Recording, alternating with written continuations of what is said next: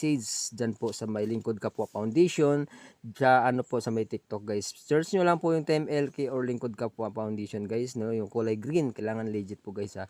Yung kulay green yung ano, kasi alam nyo naman po, marami pong mga scammers ngayon at nagpapanggap.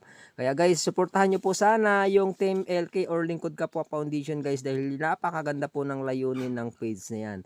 Yan po ay para po sa ang ginagawa po ng page na yan po sa TikTok.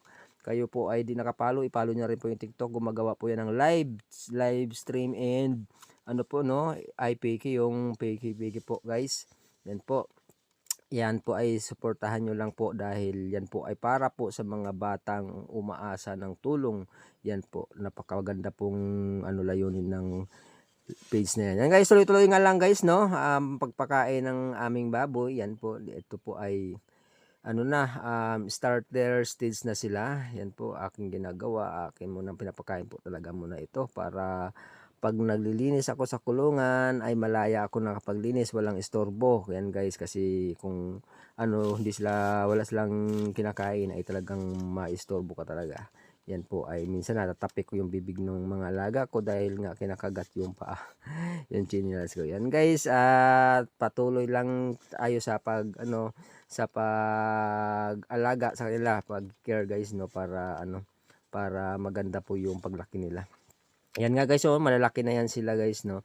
Yan po nung dumating yan dito ay 14 pieces yan, nalagasan nga siya na 3 kaya ngayon ay 11 na lang. Yan po.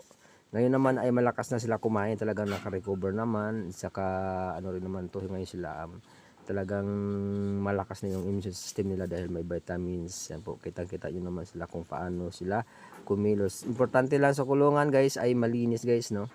Malinis yung kulungan para iwas sa bakterya na makain ng ating baboy para di sila magtatae. Yan nga guys, simulan na ako maglinis dahil wala nang abala. Yan po.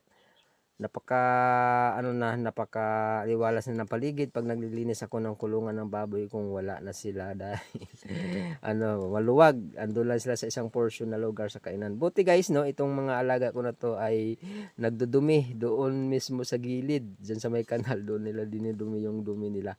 Kaya di ako nahihirapan maglinis dahil doon sa may drainage, yan guys, may septic tank to ang ginawa na to para iwas rin complaint sa ating mga kapitbahay na dumadaan. Although sa bukid man tong babuyan namin ay pa rin para sa mga tao na iwas complain kasi para kailangan talaga malinis lagi at saka hindi mabaho. Yan naman po kasi yung problema sa iba, mabaho, kaya